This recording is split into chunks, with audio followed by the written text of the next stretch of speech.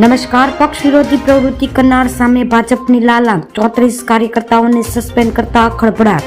ખેડા જિલ્લામાં સ્થાનિક સ્વરાજ્યની ચૂંટણી પહેલા પક્ષ વિરોધી પ્રવૃત્તિ કરનાર 34 કાર્યકર્તાઓને ભાજપમાંથી સસ્પેન્ડ કરાયા છે.